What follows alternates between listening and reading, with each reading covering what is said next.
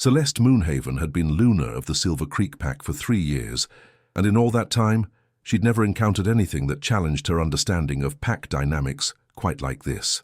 She stood in the doorway of the pack's medical clinic, staring at the young woman lying unconscious on the examination table, her mind racing with questions that had no easy answers.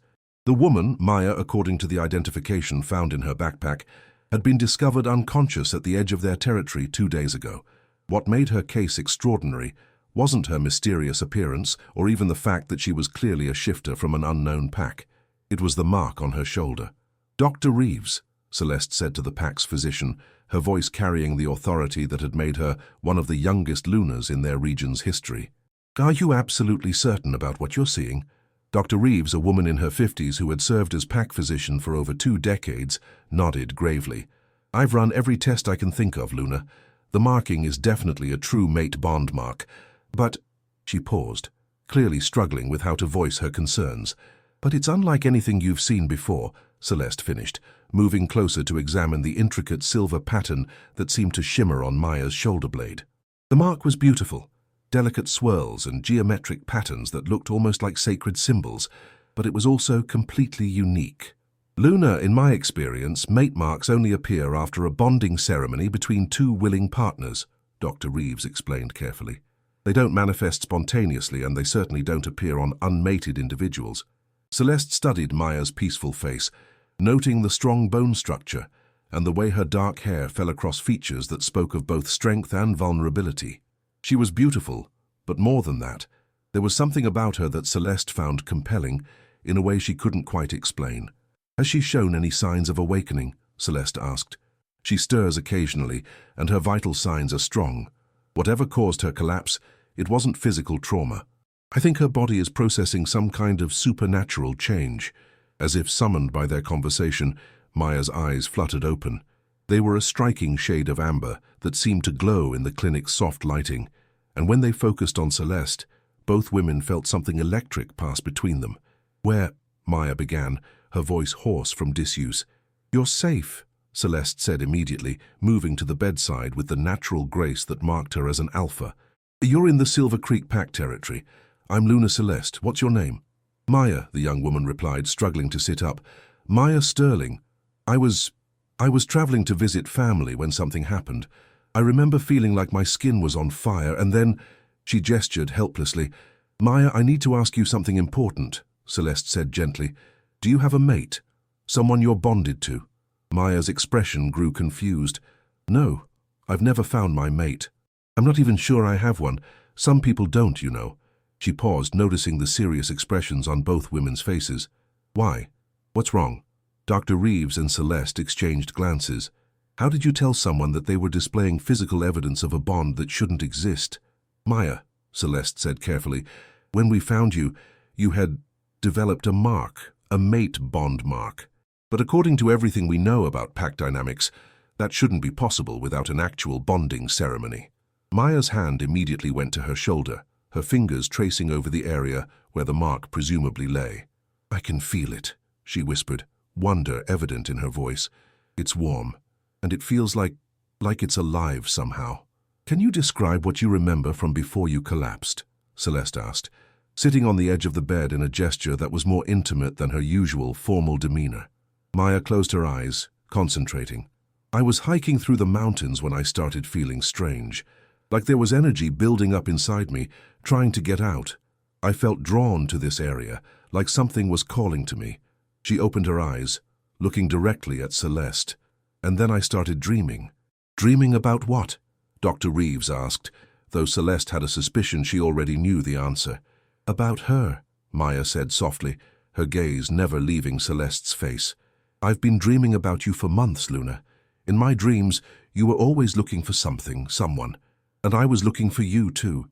Celeste felt her breath catch. She had been having similar dreams, dreams of a woman with amber eyes who felt like home in a way that nothing in her life ever had. Dreams that had left her feeling restless and incomplete when she woke. "Maya," Celeste said quietly, "would you mind if I looked at your mark?" Maya nodded, turning slightly to expose her shoulder blade. Dr. Reeves helped her with the hospital gown, and both women gasped at what they saw. The mark was even more intricate up close, covering most of Maya's shoulder blade in delicate silver patterns that seemed to move and shift in the light. But what made Celeste's heart race was the design itself. It was an exact mirror of the mark that had appeared on her own shoulder 3 days ago, the mark she'd been hiding from her pack because she couldn't explain its appearance. "Dr. Reeves," Celeste said, her voice barely above a whisper, "could you give us a moment alone?" The physician nodded, understanding the significance of what she was witnessing, and quietly left the room. "Maya," Celeste said, rolling up her sleeve to reveal her own shoulder, "I need to show you something." When Maya saw the matching mark on Celeste's shoulder, identical in every detail except that it appeared to be made of gold rather than silver, her amber eyes went wide with shock. "How is this possible?" Maya whispered. "I don't know," Celeste admitted. "But Maya, when I look at you, when I'm near you, everything feels right in a way it never has before, like I've been waiting my entire life for this moment." Maya reached out tentatively, her fingers hovering just above Celeste's mark. "Can I feel it?" "Please," Celeste breathed. When Maya's fingers made contact with the golden pattern on Celeste's shoulder, both women gasped as energy raced between them. The marks began to glow, Maya's silver, Celeste's gold, creating a warm light that filled the room. "What are we?" Maya asked, wonder and fear warring in her voice. "I think," Celeste said, her hand coming up to cup Maya's face, "we're something new, something that's never happened before." As the glow from their marks slowly faded, both women understood that their lives had just changed irrevocably. Whatever force had brought them together, whatever cosmic accident had created their unprecedented bond, there was no going back. They were mates in a way that defied every rule and tradition their kind had ever known, and somehow it felt absolutely perfect. Chapter 2: Understanding the Bond. The news of Maya's unprecedented mate mark spread through the Silver Creek pack like wildfire, though Celeste had managed to keep the detail about her own matching mark private for the moment. She needed time to understand what was happening before facing the questions and potential challenges that would inevitably arise. Maya had been given a guest room in the pack house, and despite Dr.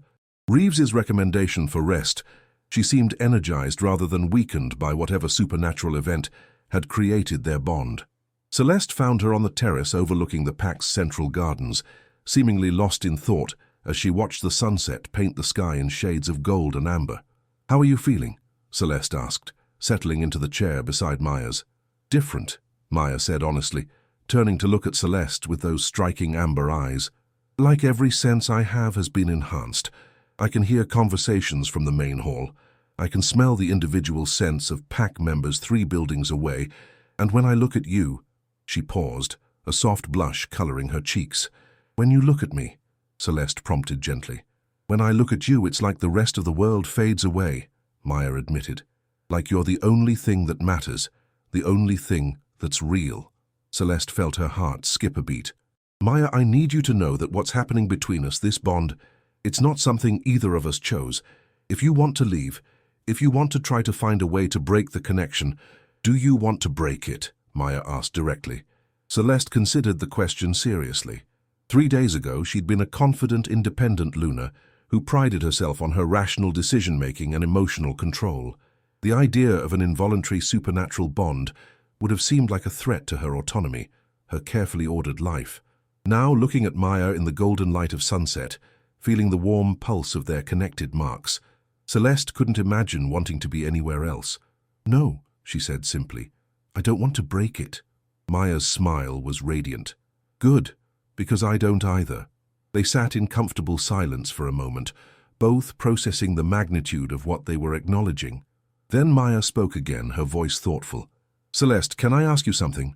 What's it like being a Luna leading a pack? It's—" Celeste paused, considering how to explain the complexities of her position. "It's an honor and a responsibility. Every decision I make affects the lives and well-being of over 200 pack members.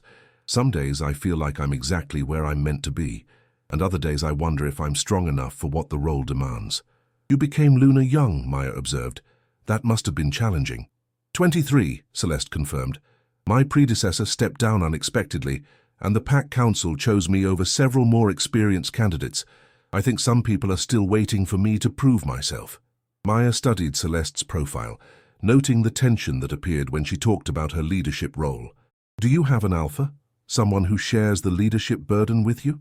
Celeste's expression grew complicated. That's a sensitive topic. The Pack Council has been encouraging me to choose an alpha mate for over a year now. They believe strong leadership requires a mated pair. But you haven't found anyone you want to bond with, Maya said, understanding the implication. I haven't found anyone who felt right, Celeste corrected. Until now. The weight of that statement hung between them. Maya was an Omega from an unknown pack, with no leadership experience and no political connections that could benefit Silver Creek. From a practical standpoint, she was the opposite of what the Pack Council would want in an Alpha Luna. Celeste, Maya said quietly, I'm not Alpha. I can't give you the kind of partnership the Pack expects. Maybe, Celeste replied. The Pack needs to expand their expectations. Before Maya could respond, they were interrupted by footsteps on the terrace. Marcus Webb, Celeste's beta and closest advisor, approached with the careful expression he wore when delivering news he knew she wouldn't want to hear. Luna, Marcus said respectfully, nodding to Maya in acknowledgement. I'm sorry to interrupt, but the Pack Council has requested an emergency meeting. They want to discuss the situation with our guest. Celeste felt her protective instincts flare. What kind of discussion? They're concerned about the implications of an unmated Omega displaying a mate bond mark, Marcus said diplomatically. There are questions about supernatural interference, possible threats to Pack security, and he glanced at Maya apologetically. The precedent this might set for Pack traditions. I see, Celeste said, her voice carrying the cool authority that had served her well in difficult Pack politics. And when is this meeting scheduled? Within the hour, Marcus replied. Luna, I should warn you that some council members are suggesting that Maya should be transferred to a specialized facility for study until we better understand what's happened to her. Maya's face went pale. Transferred like a laboratory specimen? Over my dead body, Celeste said, her voice carrying enough alpha authority to make Marcus take a step back. Maya is under my personal protection as Luna of this pack. Anyone who wants to move her against her can discuss it with me directly. Marcus looked between the two women, clearly noting the protective stance Celeste had taken and the way Maya had unconsciously moved closer to her Luna. Celeste, I have to ask, is there something you're not telling the council about this situation? Celeste met his gaze steadily. She'd known Marcus for 5 years, trusted him with pack secrets and personal confidences, but she wasn't ready to reveal the truth about her own mark. Not yet. What I'm telling you, Marcus, is that Maya is not a threat to this pack. She's not a specimen to be studied or a problem to be solved. She's a person who deserves our protection and respect. Even if her presence disrupts our understanding of mate bonds, even if it challenges traditions that have guided our kind for centuries. Especially then, Celeste said firmly. Marcus, progress isn't always comfortable. Sometimes it requires us to question assumptions we've never thought to examine. Marcus studied his Luna's face, clearly seeing something there that surprised him. Celeste, are you saying you support Maya's integration into our pack, permanently? Celeste looked at Maya, seeing the hope and fear warring in her amber eyes.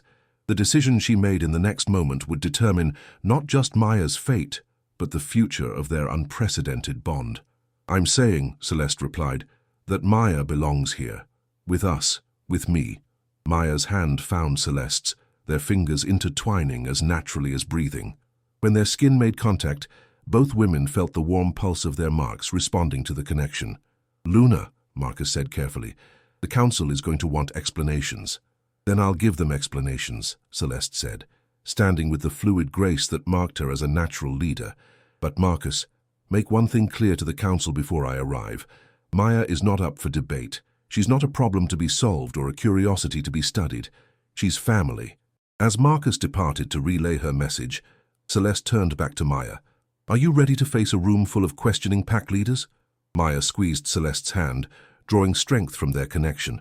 If you're beside me, I can face anything. Then let's go show them what an unprecedented bond looks like, Celeste said with a smile that was both confident and determined. As they walked toward what would likely be the most challenging Pack Council meeting of Celeste's tenure as Luna, both women understood that they were about to fight for something that had never existed before. A bond that defied tradition, a love that challenged expectations, and a future that neither of them could have imagined alone. Whatever came next, they would face it together. Chapter 3. The Council's Challenge. The pack council chamber felt more like a courtroom than a place of governance as Celeste and Maya entered together. 7 council members sat in a semicircle around an imposing oak table, their expressions ranging from curious to openly hostile. The air thrummed with tension and the kind of supernatural energy that emerged when multiple strong shifters gathered in disagreement. Elder Patricia Thornwick, the council's most senior member, spoke first. "Luna, Celeste, thank you for joining us. And Miss Sterling, we appreciate your cooperation in this matter." Maya squeezed Celeste's hand briefly before taking her seat, drawing strength from their connection. "Thank you for your hospitality during my recovery." "Miss Sterling," Councilman James Hartford said, leaning forward with the intensity of a predator evaluating prey, "we understand you've manifested a mate bond mark without an actual mate. Can you explain how this is possible?" "I wish I could," Maya replied honestly. "I was traveling through the mountains when I felt an overwhelming pull toward this territory. The next thing I remember clearly was waking up in your medical facility." "How convenient," muttered Councilwoman Rebecca Stone, earning a sharp look from Celeste. "Councilwoman Stone," Celeste said, her voice carrying the authority that had made the Pack Council choose her as Luna, "if you have specific concerns, please voice them directly rather than through insinuation." Rebecca straightened, meeting Celeste's gaze with barely concealed challenge. "Very well. My concern, Luna, is that Miss Sterling's presence represents a fundamental disruption to our understanding of mate bonds. What if her condition is contagious? What if it spreads to other unmated pack members? Dr. Reeves has confirmed that Maya's condition poses no medical threat to the pack," Celeste replied firmly. "Medical threat? Perhaps not," Elder Thornwick said carefully. "But what about the spiritual implications? Mate bonds are sacred, Luna. They're not random supernatural events." Maya felt heat rise in her cheeks. "Elder Thornwick, with respect, I didn't choose for this to happen. I'm not trying to disrupt your traditions or challenge your beliefs, and yet," Councilman Hartford interjected, "your very existence does both." Celeste felt her protective instincts flare. "Councilman Hartford, Maya is not responsible for forces beyond her control. She deserves our support, not our suspicion." "Luna," Councilwoman Stone said, her tone sharper now, "your defense of Miss Sterling is admirable, but we must consider the broader implications. If word spreads that spontaneous mate bonds are possible, it could undermine the sanctity of true matings throughout our region." "What are you suggesting?" Celeste asked, though she suspected she already knew. "We're suggesting," Elder Thornwick said with diplomatic care, "that Miss Sterling might be more comfortable in a specialized facility where her unique condition can be properly studied and understood." "You mean imprisoned," Maya said quietly, but her voice carried clearly through the chamber. "Housed safely," Rebecca corrected, "until we can determine whether your condition poses any long-term risks to supernatural community stability." Celeste stood, her movement fluid and commanding. "Absolutely not." "Luna," Councilman Hartford said with strained patience, "you're allowing personal feelings to cloud your judgment." "My judgment is perfectly clear," Celeste replied. "Maya is under my protection as Luna of this pack. She will not be removed from Silver Creek territory against her will." Elder Thornwick studied Celeste's face with the sharp eyes of someone who had navigated pack politics for over 4 decades. "Luna, is there something you're not telling us about Miss Sterling's situation?" Celeste felt the moment of truth approaching. She could continue hiding her own mark, continue pretending this was simply about protecting a vulnerable pack guest. Or she could reveal the full truth and face whatever consequences followed. "Actually," Celeste said, her voice steady despite her racing heart, "there is." She began rolling up her sleeve, exposing the golden mate bond mark that perfectly mirrored Maya's silver one. The council chamber fell completely silent as the implications of what they were seeing sank in. "How long?" Elder Thornwick asked, her voice barely above a whisper. 3 days, Celeste replied. "The mark appeared at the same time Maya collapsed at our border." Councilman Hartford leaned back in his chair, his expression stunned. "You're telling us that you both developed spontaneous mate bond marks at the same time, without any bonding ceremony?" "That's exactly what I'm telling you," Celeste confirmed. Maya reached out to touch Celeste's mark, and the golden pattern immediately began to glow in response. Her own silver mark answered with warm light, creating an effect that filled the chamber with gentle radiance. Extraordinary, breathed Dr. Reeves, who had been quietly observing from the back of the room. I've never seen anything like it. None of us have, Elder Thornwick said, her initial hostility replaced by wonder. Luna, do you understand what this means? It means, Celeste said, taking Maya's hand as their marks slowly faded back to their normal appearance, that Maya and I are mates in a way that's never happened before. It means, Councilwoman Stone said, her voice tight with concern, that our Luna is bonded to an Omega with no pack standing, no leadership experience, and no political value to Silver Creek. The blunt statement hung in the air like a challenge. Maya felt her confidence waver, but Celeste's grip on her hand tightened reassuringly. Councilwoman Stone, Celeste said, her voice dangerously quiet, I suggest you choose your next words very carefully. Luna, I'm simply stating facts that the council must consider, Rebecca replied, though she had the grace to look uncomfortable. The pack expects strong leadership from a mated Luna pair. How can Miss Sterling provide that leadership when she has no alpha authority? Maybe, Maya said, surprising everyone including herself by speaking up. The pack needs to reconsider what strength looks like. All eyes turned to her, and Maya felt the weight of their attention like a physical force. But instead of shrinking back, she drew strength from Celeste's presence and continued. You're right that I'm not an alpha, Maya said, her voice growing stronger with each word. I don't have political connections or leadership experience, but I do have other things to offer.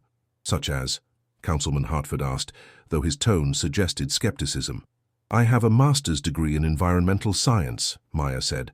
I've spent the last 5 years working with conservation groups to develop sustainable land management practices. I understand renewable energy systems, water conservation, and ecological balance. Elder Thornwick's expression grew interested.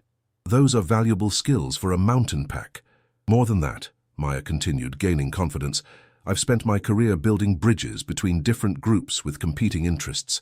I know how to find common ground, how to help people work together toward shared goals. She looked around the table, meeting each council member's gaze directly. You're concerned that I can't provide strong leadership because I'm not an alpha. But maybe what Silver Creek needs isn't another alpha. Maybe what you need is someone who can support your Luna in ways that traditional pack structures never considered. Celeste felt a surge of pride and love, watching Maya defend not just herself, but their unprecedented bond. Maya's right. The challenges facing our pack aren't just about territorial disputes and traditional hierarchies anymore. We need innovation, sustainability, and new approaches to old problems. And you believe Miss Sterling can provide these things? Elder Thornwick asked. I believe, Celeste said, looking at Maya with unmistakable affection, that Maya and I together can provide leadership that's stronger than either of us could offer alone. Chapter 4. The Marks Revelation. Later that evening, after the council had agreed to table their decision for further consideration, Celeste and Maya found themselves alone in Celeste's private study. The room was warm and comfortable, filled with books and personal mementos that revealed sides of the Luna that few pack members ever saw. That was terrifying, Maya said, settling into the leather chair across from Celeste's desk. I've never been evaluated like that before.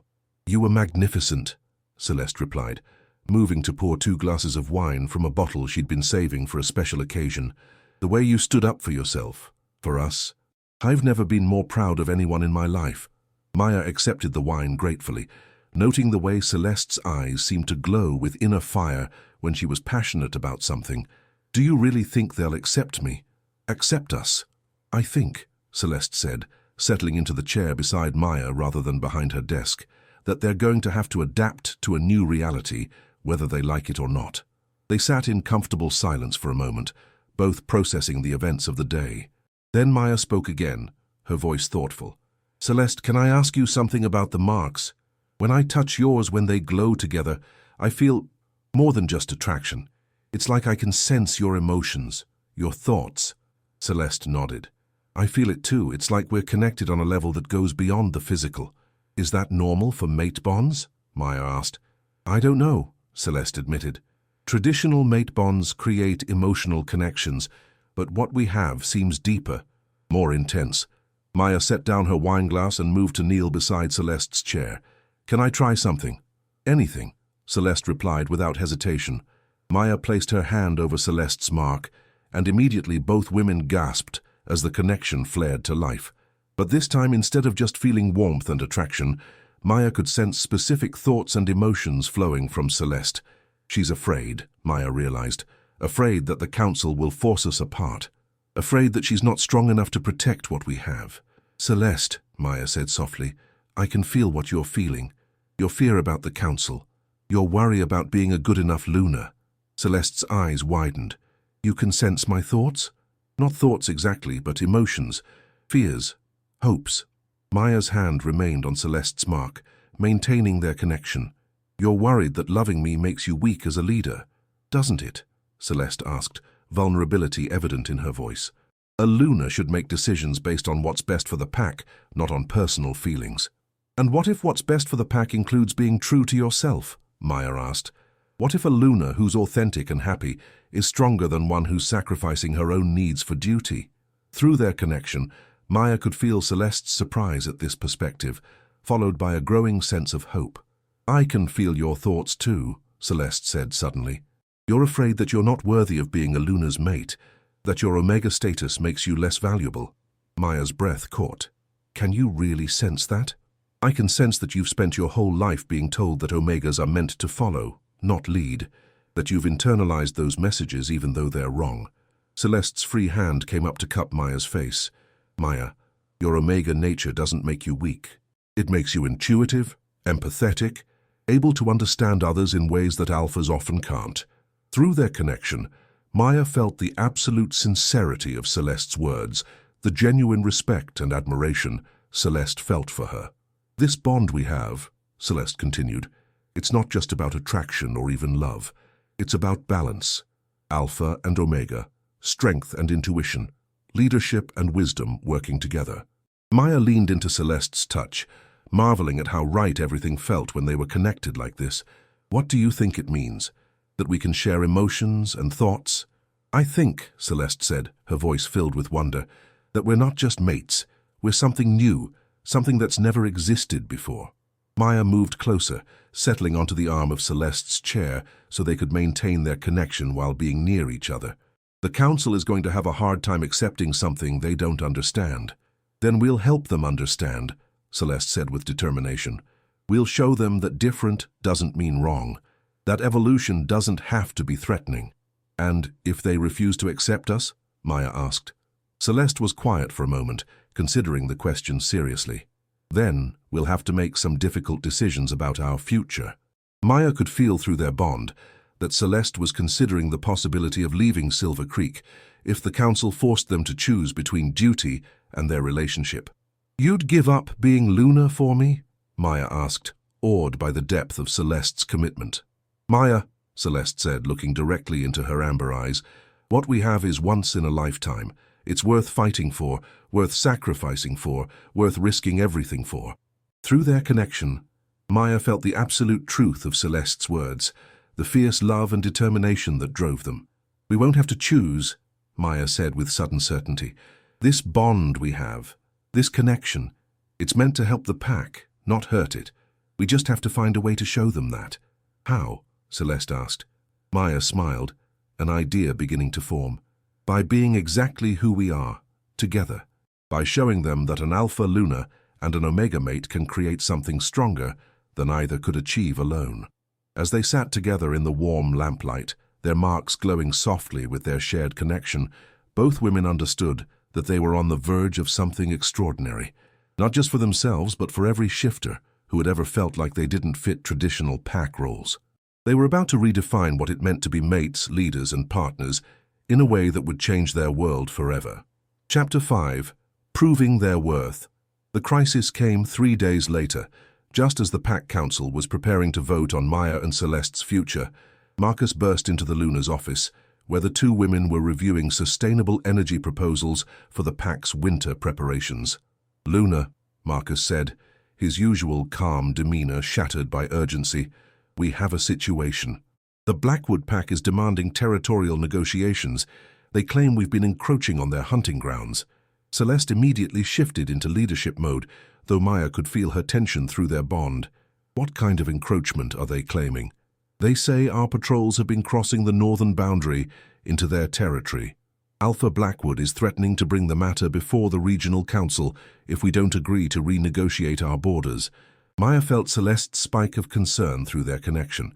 A territorial dispute brought before the regional council could result in Silver Creek losing significant portions of their land they needed for hunting and gathering to support their growing pack.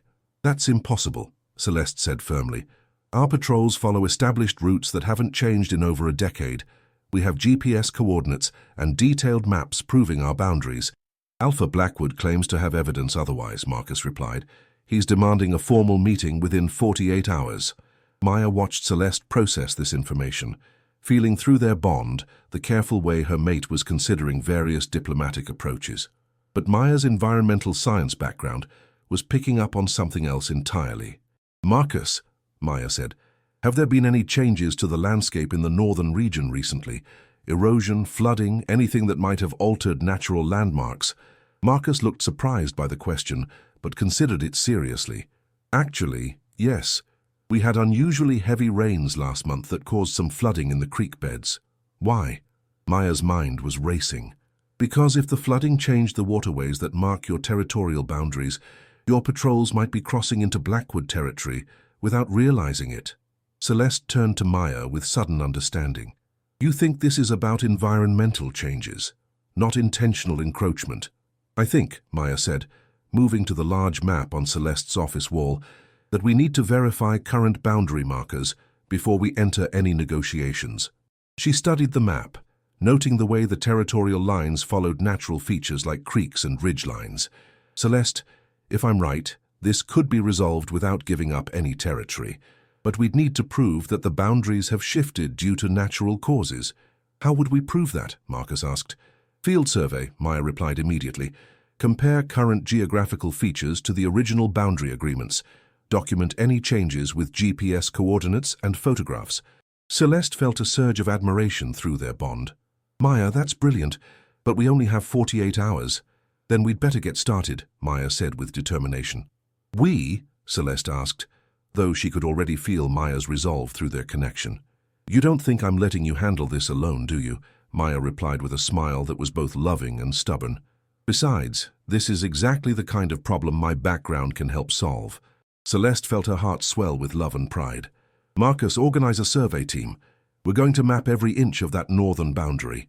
6 hours later, Celeste and Maya were hiking through dense forest along what should have been the territorial boundary, accompanied by Marcus and 2 experienced pack scouts. Maya carried surveying equipment she'd borrowed from the local Environmental Protection Office, while Celeste navigated using both traditional maps and her intimate knowledge of pack territory. There, Maya said, pointing to a creek bed that was significantly wider and deeper than it appeared on their maps. The flooding carved out a new channel about 50 feet east of the original creek bed, which means, Celeste said, understanding immediately, our traditional patrol route now crosses into Blackwood territory. Exactly, Maya confirmed, taking GPS coordinates and photographs. But this is clearly due to natural erosion, not intentional encroachment. They spent the rest of the day documenting similar changes throughout the disputed area. Maya's expertise in environmental systems proved invaluable, as she identified not just the boundary shifts, but the specific environmental factors that had caused them. This is incredible work, Marcus said, as they reviewed their findings that evening. You've documented clear evidence that the boundary changes were natural and recent. More than that, Maya said, spreading out detailed maps she'd created. I can show exactly how to restore the original boundaries using environmental management techniques, creek channeling, erosion control, strategic reforestation. Celeste studied Maya's proposed solutions, feeling amazed at how thoroughly her mate had grasped not just the immediate problem, but long-term prevention strategies. Maya, Celeste said quietly, this is exactly what I meant when I said the pack needs new approaches to old problems. Through their bond, Maya felt Celeste's deep respect and growing confidence in their partnership. There's something else, Maya said, her voice careful. While we were surveying, I noticed that Blackwood territory has some of the same environmental issues we documented. If they're facing similar boundary shifts on their other borders, they might be dealing with multiple territorial disputes, Celeste finished, which explains why they're being so aggressive about this one. What if, Maya suggested, instead of just proving our innocence, We offered to help them solve their broader boundary issues. Your pack has resources they might need, and cooperation could strengthen both territories. Marcus stared at Maya with growing respect. You're suggesting we turn a territorial dispute into a mutual aid partnership. I'm suggesting we think beyond traditional pack politics, Maya replied. Environmental challenges don't respect territorial boundaries. They require cooperative solutions. Celeste felt her heart race with excitement and pride. Maya, that's not just brilliant strategy. It's exactly the kind of innovative leadership the pack needs. The next morning, Celeste and Maya arrived at the neutral meeting ground with Alpha Blackwood. But instead of the defensive posture he'd expected, they came with comprehensive documentation and partnership proposals. Alpha Blackwood, Celeste said, spreading out Maya's detailed maps and environmental analysis, we've documented the boundary shifts that led to this conflict, but more importantly, we've identified solutions that could benefit both our packs. Alpha Blackwood, a stern man in his 50s who'd led his pack for over 2 decades, studied their evidence with growing amazement. You're telling me this dispute was caused by creek erosion, he asked. Natural environmental changes that affected multiple boundary markers, Maya confirmed, her voice steady despite the importance of the moment.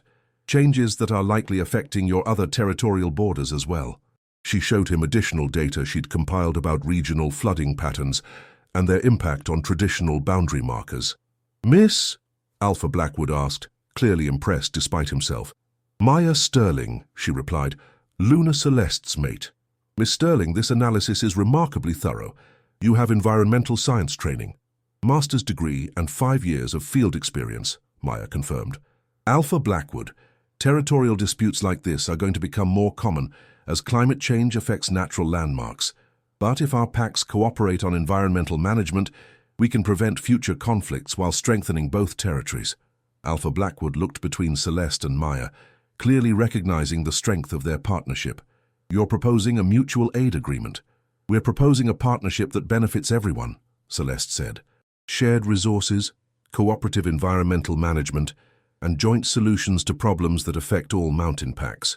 By the end of the meeting, what had begun as a territorial dispute had become the foundation for a regional cooperation agreement that would serve as a model for other packs. Chapter 6. The Council's Decision. The pack council chamber felt different when Celeste and Maya entered 3 days later. The hostile energy that had dominated their previous meeting had been replaced by something that felt more like curiosity and grudging respect. Luna Celeste, Miss Sterling, Elder Thornwick said with a slight smile. We understand congratulations are in order. The successful resolution of the Blackwood territorial dispute has been the talk of the regional pack network. Thank you, Celeste replied, though Maya could feel through their bond that she was carefully maintaining diplomatic composure. Maya's expertise in environmental science proved invaluable in finding a solution that benefited everyone involved. Indeed, Councilman Hartford said, his previous skepticism notably absent.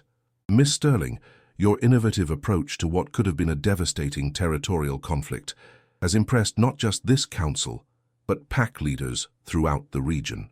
Maya felt a warm glow of pride, both from the recognition and from sensing Celeste's happiness through their bond. Thank you, Councilman Hartford, but I want to be clear that this success was only possible because Luna Celeste trusted me to contribute my skills to pack leadership. Which brings us to the matter we're here to discuss, Elder Thornwick said. The Council has debated extensively about your unprecedented bond and what it means for Silver Creek's future. Maya felt tension spike through her connection with Celeste, though her mate's expression remained perfectly composed. We've concluded, Councilwoman Stone said, her tone notably warmer than their previous meeting, that your bond, while unprecedented, has already proven beneficial to the pack. Maya's breath caught. You're accepting our relationship?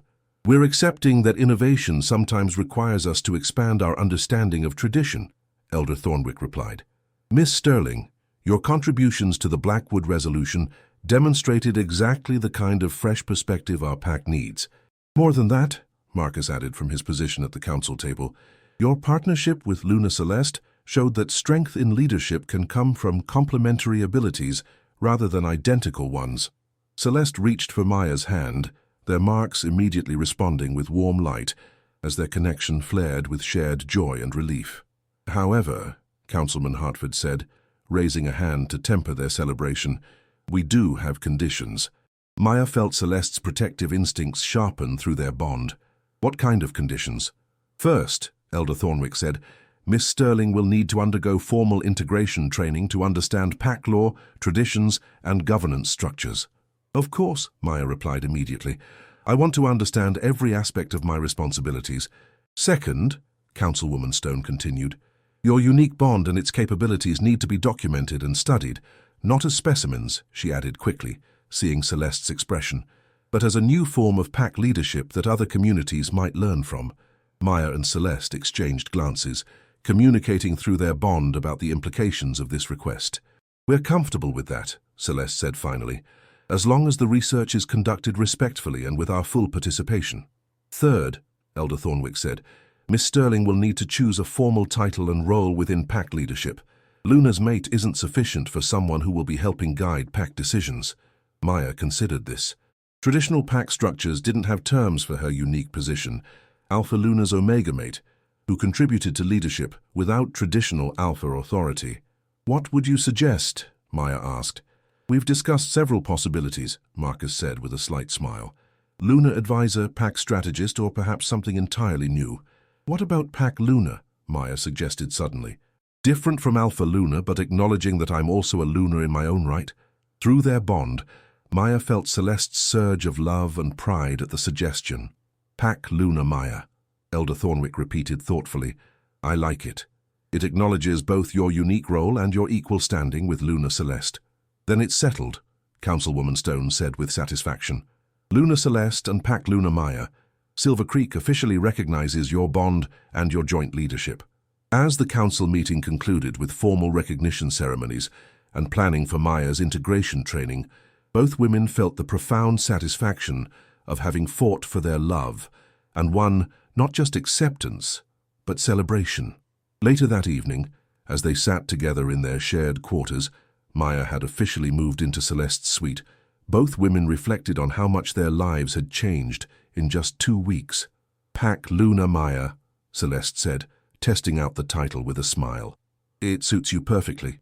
"Luna Celeste and Pack Luna Maya," Maya replied, reaching for Celeste's hand so their marks could glow with their connection. "I like the sound of that." "Any regrets?" Celeste asked, their familiar question taking on new meaning now that their future was secure. "Only that it took a supernatural accident to bring us together," Maya said, leaning against Celeste's shoulder. "Though I suppose some of the best things in life happen when we least expect them." Through their bond, both women felt the deep contentment and love that comes from finding not just a romantic partner, but a true complement to their soul. "I love you, Pack Luna Maya," Celeste said softly. "I love you too, Luna Celeste," Maya replied. As their marks glowed softly in the lamplight, both women understood that they had done more than find love and acceptance. They had redefined what leadership could look like, shown that strength came in many forms, and proven that the best partnerships were built on complementary differences rather than identical similarities. Their unprecedented bond had become the foundation for a new kind of pack leadership, one that would serve as a model for shifter communities throughout their region and beyond. The marks that had shocked them both had become symbols of evolution, innovation, and the courage to love without limits. Chapter 7. Deeper Connections.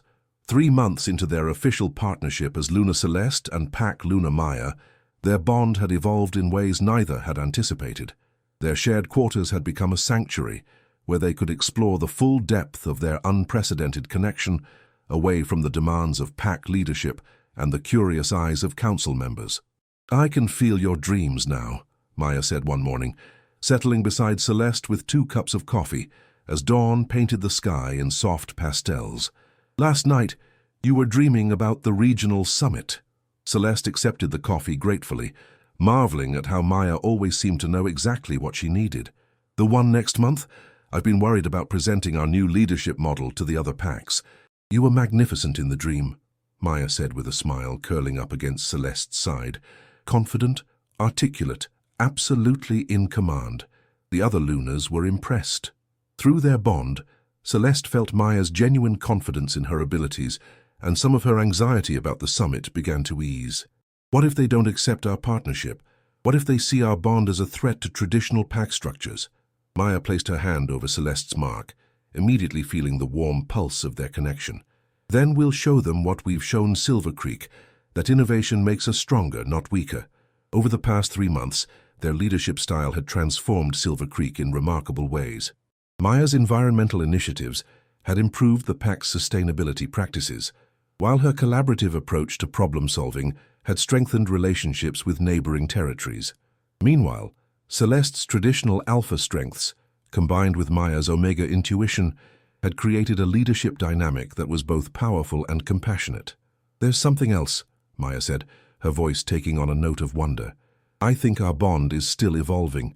"What do you mean?" Celeste asked, setting down her coffee to give Maya her full attention. "Yesterday, when you were mediating that dispute between the Morrison families, I could feel your emotions from across the territory. Not just vague impressions. I could sense exactly what you were feeling, what you were thinking about each person's argument." Celeste's eyes widened. That's much stronger than before.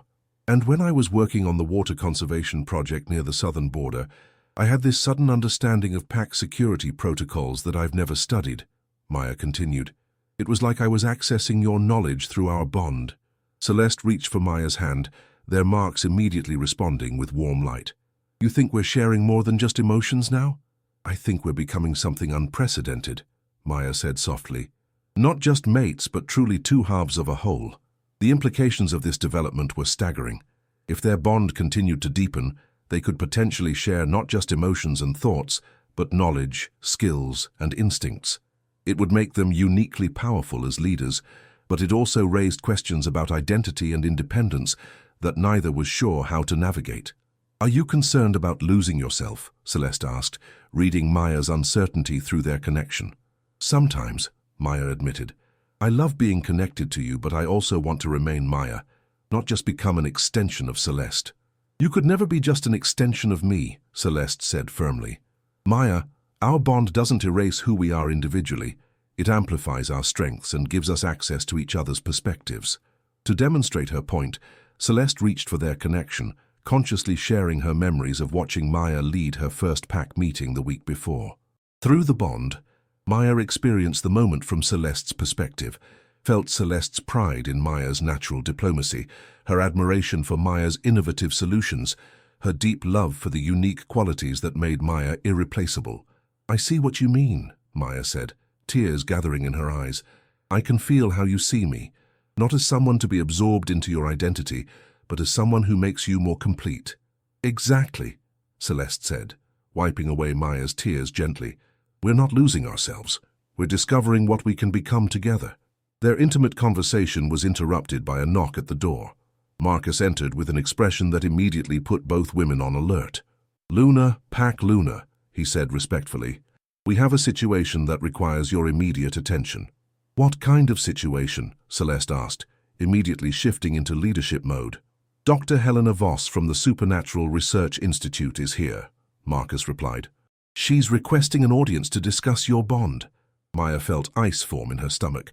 The Supernatural Research Institute was known for studying unusual supernatural phenomena, often in ways that were more intrusive than their subjects appreciated. "What does she want?" Maya asked. "She claims to have information about bonds like yours," Marcus said carefully. "Apparently there have been other cases, though none as pronounced as what you two share." Celeste and Maya exchanged glances, communicating through their bond about the potential implications of this visit. "Other cases?" Celeste asked. "According to Dr. Voss, there have been at least 3 documented instances of spontaneous mate bonds appearing in the past 5 years," Marcus continued, "but none of them developed the kind of deep connection you two have achieved." Maya felt curiosity warring with caution through their bond. On one hand, learning about other cases could help them understand their own bond better. On the other hand, research institutions didn't always have their subjects' best interests at heart. "What does she want from us specifically?" Celeste asked. "An interview, documentation of your bond's capabilities, and—" Marcus paused, clearly uncomfortable with what he had to say next. "And what?" Maya prompted. "She wants to study your marks directly. She believes they may hold the key to understanding how these bonds form and why they're becoming more common." Celeste felt her protective instincts flare. "She wants to experiment on us." "She prefers the term collaborative research," Marcus said diplomatically. But yes, she wants to conduct tests that would require direct contact with your marks. Maya reached for Celeste's hand, drawing strength from their connection. What do you think? She asked through their bond. I think we need more information before we make any decisions, Celeste replied, both aloud and through their mental connection. But Maya, I won't let anyone treat you like a laboratory specimen. Not me. Us, Maya corrected. Whatever we decide together. Marcus watched this exchange with the fascination he'd developed for their seamless communication. Should I tell Dr. Voss you'll meet with her? Yes, Celeste said after a moment. But make it clear that any research would be voluntary and subject to our approval at every step. And Marcus, Maya added, make sure she understands that we're pack leaders first, research subjects second. As Marcus left to arrange the meeting, Maya and Celeste sat together processing this unexpected development. Are you nervous about meeting her? Celeste asked. Curious, Maya replied honestly. If there are others like us, I want to know about them. I want to understand what we're part of. As long as understanding doesn't require sacrificing our privacy or autonomy, Celeste said firmly. Agreed, Maya said, leaning against Celeste's shoulder. Whatever this Dr. Voss wants, we handle it together. As they prepared to meet with the researcher, who might hold answers to questions they'd been afraid to ask, both women understood that their bond was about to face a new kind of test, not political or social, but scientific and potentially revelatory. Chapter 8. Revelations. Dr. Helena Voss was nothing like what Maya and Celeste had expected. Instead of the cold clinical researcher they'd anticipated, she was a warm woman in her 40s, with kind eyes and an immediate understanding of supernatural dynamics that put both Lunas at ease. Luna Celeste, Pack Luna Maya, Dr. Voss said, as she was shown into Celeste's office. Thank you for agreeing to meet with me. I want to assure you from the outset that I'm not here to study you like specimens. I'm here because I believe you're part of something extraordinary that could change our understanding of mate bonds forever. Dr. Voss, Celeste said, gesturing for her to take a seat. Marcus mentioned that there have been other cases like ours. 3 documented cases in the past 5 years, Dr. Voss confirmed, settling into her chair with the easy confidence of someone accustomed to dealing with supernatural beings. But none of them developed the deep connection that reports suggest you two have achieved. Maya leaned forward with interest. What happened to those other couples? Dr. Voss's expression grew somber. 2 of the pairs chose to have their bonds severed when they couldn't handle the intensity of the connection. The 3rd couple, their bond continued to deepen until they lost individual identity entirely.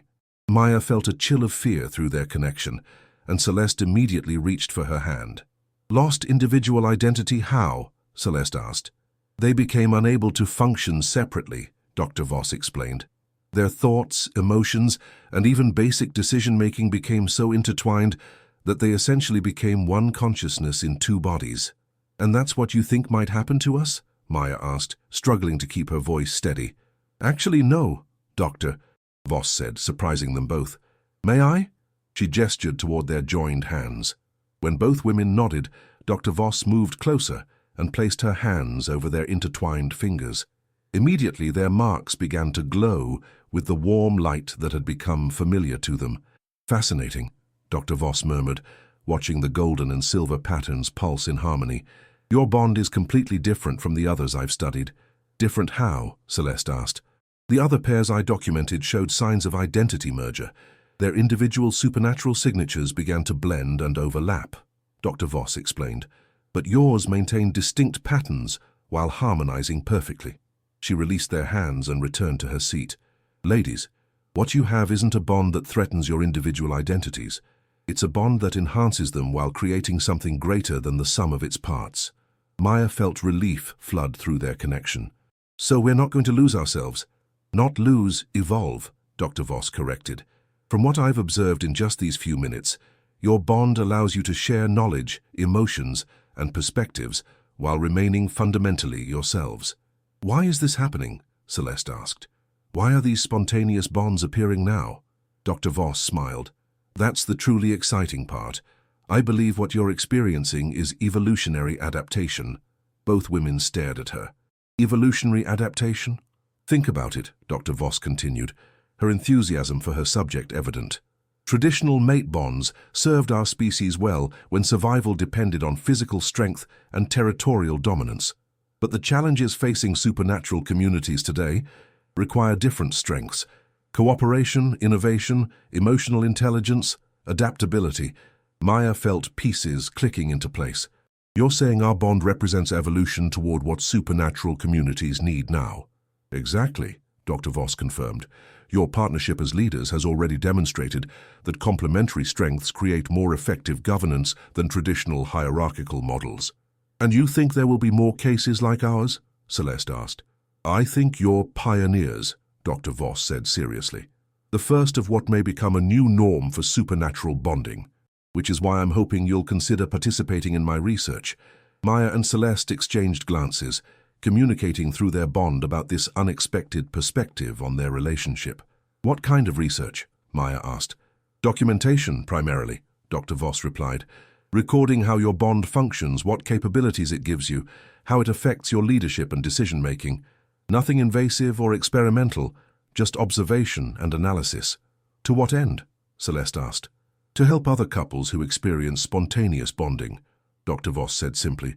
Right now, when these bonds appear, couples have no guidance, no understanding of what they're experiencing. Your successful adaptation could provide a roadmap for others. Maya felt a sudden sense of purpose through their bond. We could help other couples avoid the fear and confusion we experienced.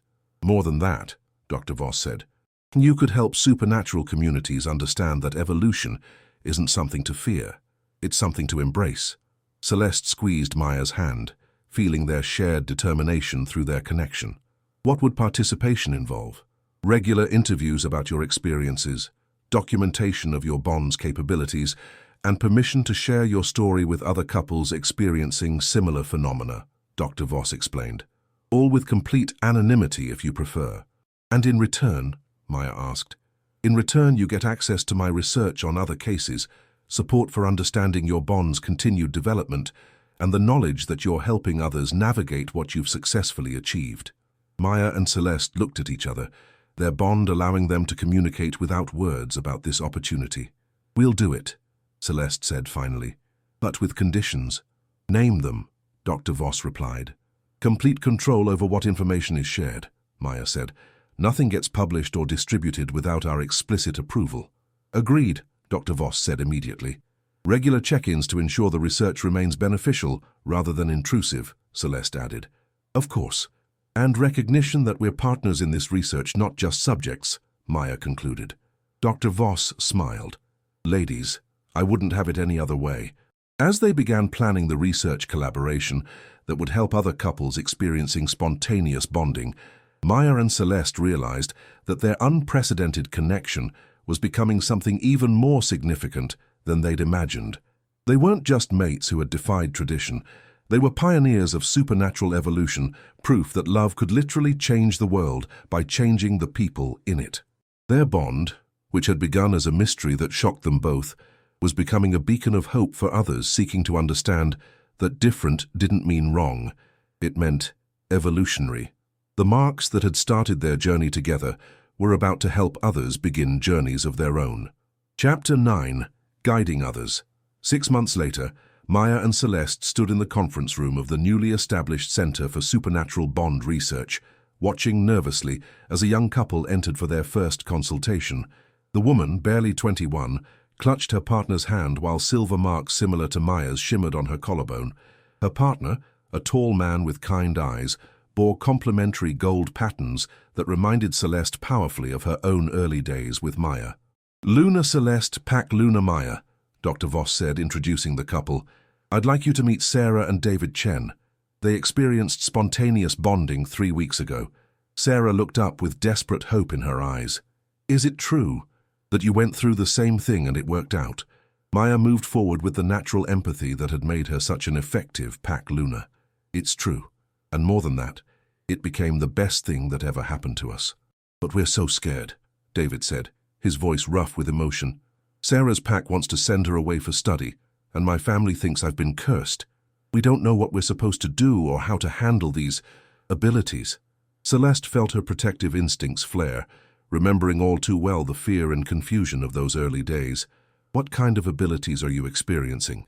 We can feel each other's emotions, Sarah said quietly. And sometimes when we're touching, I know things David knows even if he never told me. Last night, David added, Sarah was having a nightmare, and I could see her dreams. I woke up knowing exactly what she'd dreamed about. Maya and Celeste exchanged glances, communicating through their own bond about how familiar this sounded. Those aren't curses, Maya said gently. They're gifts, but I understand how overwhelming they can feel at first. How do you manage it? Sarah asked. How do you stay yourselves while being so connected?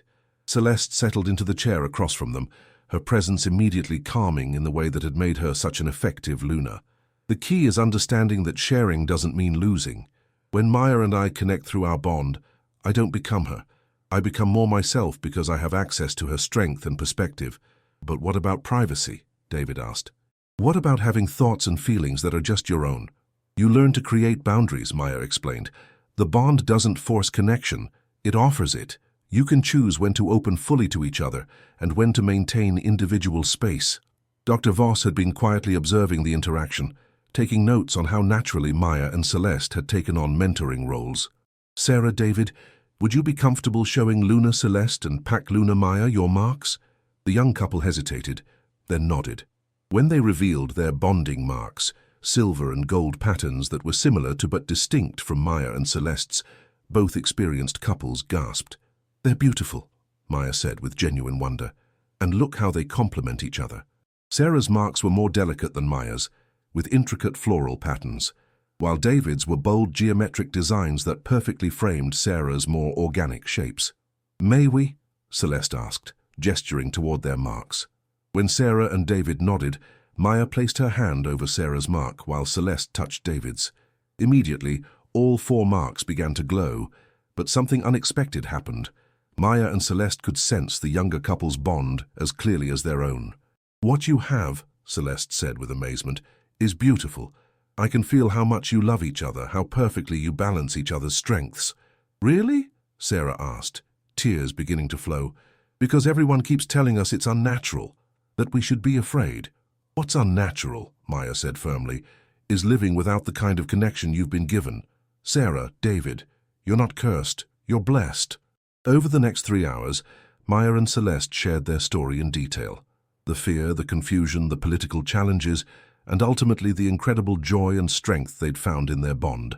They taught the young couple breathing exercises to help manage overwhelming emotional connection, showed them how to create mental boundaries when needed, and most importantly, helped them understand that they weren't alone. The hardest part, Celeste explained as their session wound down, was believing we deserved something this extraordinary. But you do, Maya added, looking directly at Sarah and David. You deserve love that enhances rather than diminishes you. You deserve a connection that makes you stronger together than you could ever be apart. By the time Sarah and David left, they were holding hands with confidence rather than desperation, their marks glowing softly with shared contentment rather than fear. That was incredible, Dr. Voss said as the door closed behind them. You two are natural counselors. It helps that we remember how terrifying it was, Maya replied. When you've been through the confusion and fear, you can offer hope from experience rather than theory. Speaking of which, Dr. Voss said, pulling out her tablet, I have some statistics you might find interesting.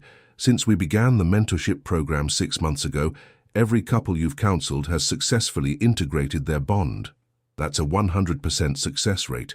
Celeste felt a surge of pride and purpose through their connection. How many couples is that now? 12, Dr. Voss replied.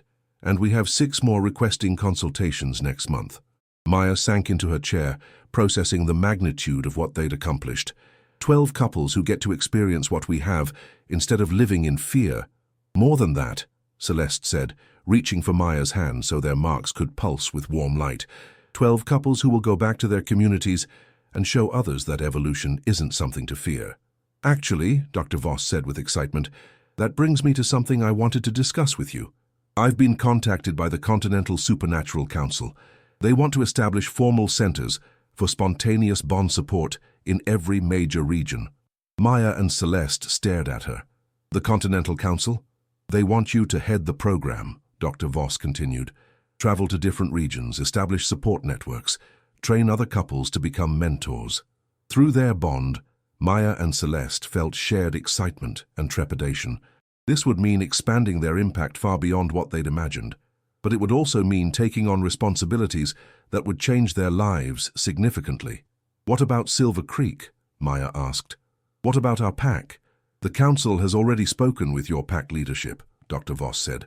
"They're willing to support your expanded role as long as you maintain your connection to Silver Creek as your home base." Celeste felt Maya's excitement building through their bond. "You want to do this," she said, not really making it a question. "I want to help as many couples as possible experience what we have," Maya replied. "But only if you want it too." Celeste considered the prospect of traveling throughout the continent, helping establish support networks for couples experiencing spontaneous bonding. It would be challenging, demanding, and completely different from traditional pack leadership. It would also be the most meaningful work either of them could imagine. "Let's do it," Celeste said, her decision flowing through their bond with certainty and joy. "Partners in everything," Maya agreed, leaning over to kiss Celeste softly. As Dr. Voss began outlining the details of their expanded role, both women understood that their unprecedented bond was about to become the foundation for something even more extraordinary, a movement that would transform how supernatural communities understood love, connection, and evolution. Chapter 10. Legacy of Love. 2 years later, Maya and Celeste stood before an audience of over 300 supernatural beings at the First Continental Conference on Evolutionary Bonding. The assembly hall buzzed with energy as couples from dozens of different communities gathered to share experiences, learn from each other, and celebrate bonds that were becoming less unprecedented with each passing month. "When Maya and I first experienced spontaneous bonding," Celeste said, her voice carrying easily through the large space, "we thought we were alone. We thought what happened to us was a terrifying anomaly that might destroy everything we'd built. Today," Maya continued seamlessly, their public speaking style having evolved into a perfectly synchronized partnership, "we know that what we experienced wasn't an anomaly. It was the beginning of an evolution that's changing our entire species." The audience included couples displaying every variety of spontaneous bonding they'd documented, complementary marks like theirs, synchronized patterns that covered entire limbs, and even some bonds that manifested as shared auras rather than physical marks. All of them had found their way to acceptance and integration through the support network Maya and Celeste had helped establish. "In the past 2 years," Celeste continued, "we've documented over 400 cases of spontaneous bonding across 6 continents, each one unique, each one beautiful, each one representing our species' adaptation to modern challenges." Dr. Voss, now director of the Global Spontaneous Bond Initiative, joined them on stage. "Ladies and gentlemen, when I first met Luna Celeste and Pack Luna Maya, I theorized that they represented evolutionary adaptation. Today we can say with certainty that spontaneous bonding is not just adaptation, it's transformation." She gestured to a large screen showing statistical data. Communities with integrated spontaneous bond couples show measurably improved cooperation, innovation, and conflict resolution. These bonds aren't just changing individual lives, they're changing how our species relates to each other. Maya felt a surge of emotion through her bond with Celeste. Not just pride in what they'd accomplished, but deep gratitude for the journey that had brought them here. "We want to share something with you," Maya said, stepping closer to Celeste. "Our bond has continued to evolve over the past 2 years. We can now share not just emotions and thoughts," Celeste continued, "but actual experiences. When Maya travels to establish a new support center, I can experience her journey through our connection. When I handle pack leadership challenges, Maya gains that knowledge instantaneously. But more importantly," Maya said, taking Celeste's hand so their marks began to glow, "our individual identities have never been stronger. Sharing ourselves completely has made us more ourselves, not less." A young couple in the front row raised their hands. "Luna Maya, Luna Celeste, what advice would you give to couples who are still afraid of their bonds?" Maya and Celeste exchanged the look that had become familiar to everyone who knew them, a moment of wordless communication that spoke to the depth of their connection. "Trust the bond," Celeste said. "Trust that something this powerful, this beautiful, isn't meant to harm you. And trust each other," Maya added. "The bond can only enhance what's already there. If you have love, respect, and genuine compatibility, the bond will amplify those qualities. But most importantly," they said in unison, their voices harmonizing perfectly. Trust that you deserve something extraordinary. The conference continued for 3 more days, with workshops on bond integration, support group formations, and planning for expanded research initiatives.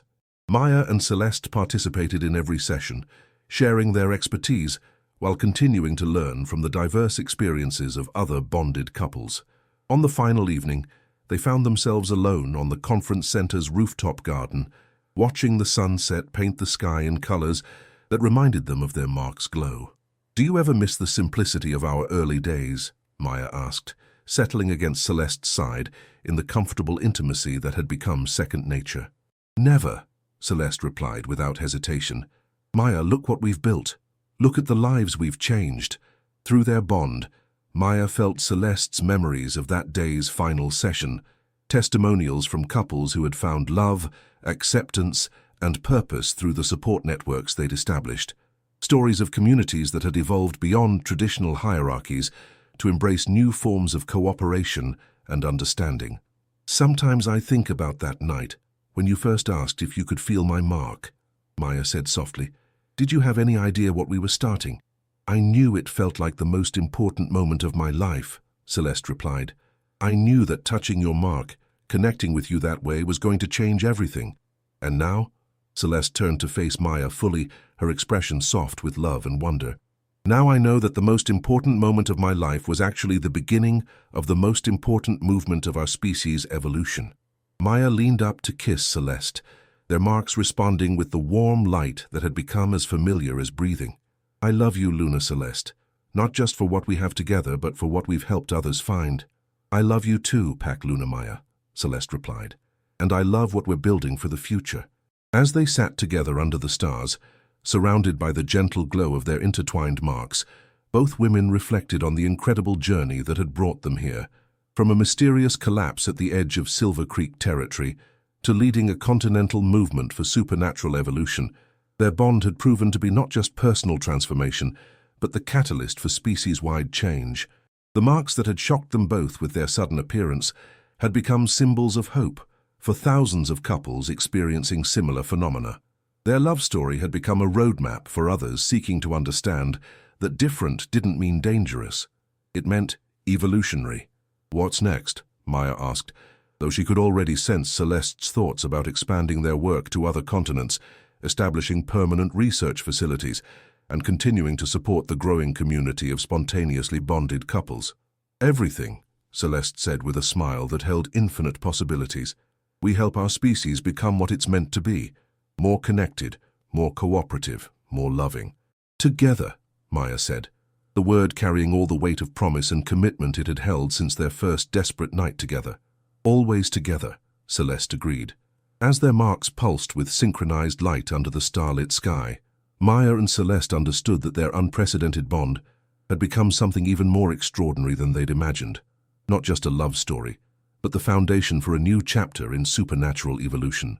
The Alpha Luna had indeed been shocked by the Omega's mark, but from that shock had grown understanding, acceptance, love, and ultimately transformation that would ripple through their species for generations to come. Their bond, which had begun as a mystery, had become a beacon of hope for anyone brave enough to believe that love could literally change the world. The end.